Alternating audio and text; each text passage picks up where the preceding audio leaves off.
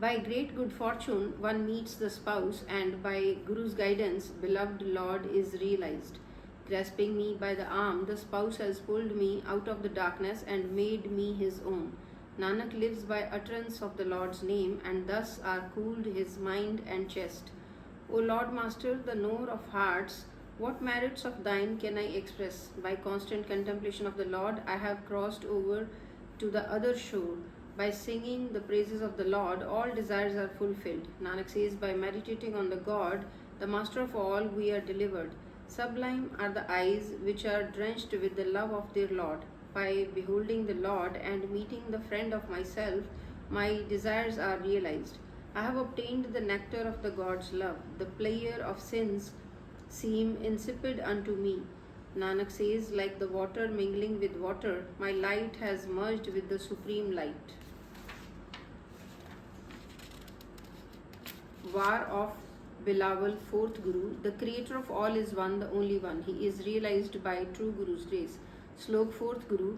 Tuning in the Bilawal Mayar, I sing the praise of the sublime God, the Lord Master. On hearing the Guru's teaching, I have put faith in it.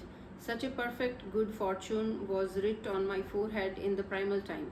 All day and night I utter the Lord's praise, and within my heart I profess love for God, the Lord Master. My body and mind are all gladdened, and my heart's green garden has blossomed. The darkness of ignorance has gone with the light of the lamp of the Guru's divine knowledge.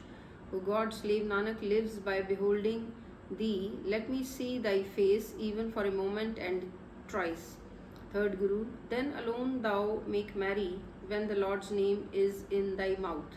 Melody, music, and holy words are beautiful when one fixes his attention on the Lord. Renouncing the player of melody and music, if one serves God, then he attains honor in the Lord's court. Nanak says, by Guru's guidance, contemplate the Lord. Thus will thy egoism from the mind be lifted. Pori. Thou, O Lord God, thyself art beyond reach, and thou hast created all. Thou thyself art wholly pervading the entire universe. Thou thyself assumest contemplative mood, and thyself chantest thy own praise. O devotees of God, meditate on him day and night. He shall save you in the end. He who serves the Lord is blessed with peace and is absorbed in his name. Slok, third Guru. In duality lies no joy of singing Bilawal. The self-willed find no place with God. Through hypocrisy, Lord's devotion is not performed, nor is the Supreme Lord obtained. Those with stubbornness of the mind, doing ritual practices, find no place with God.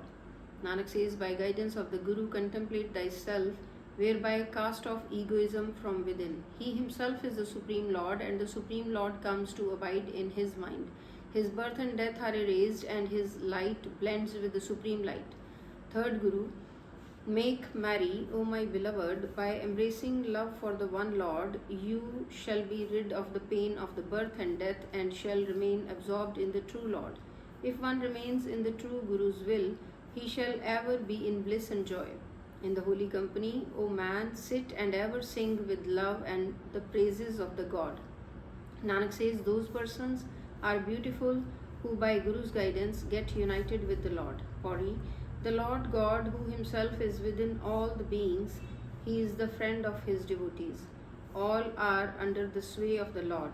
In his devotees' home is everlasting joy. God is the friend of his devotees. His slaves sleep straight with legs crossed, free from anxiety.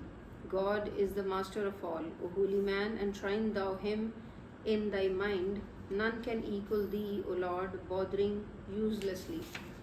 Everyone perishes in the end. Slok, third Guru. He alone is a Brahman who knows the Supreme Lord and obeys in the true Guru's will. They, within whose mind the Lord abides, are rid of the ailments of ego. They utter Lord's praises, garner virtues, and their light blends with the Supreme Light. In this age, rare are Brahmins who think of their Lord with fixed attention. Nanak says, they on whom the true God cast his merciful glance remain attached to the name in the love. Third Guru. He who serves not the true Guru and cultivates not love for the Guru's word, he earns the very chronic disease of egoism and is extremely selfish. By doing deeds through mind stubbornness, one is made to wander in existences again and again.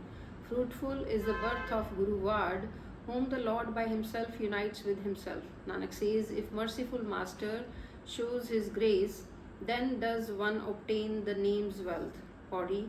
All the glories are in the Lord's name, so contemplate God's name by guidance of the Guru.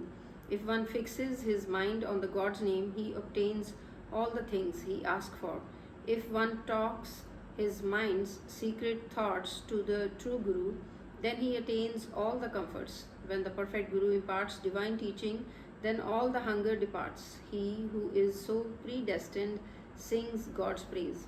Slok 3rd Guru. None goes away empty handed from the true Guru's door.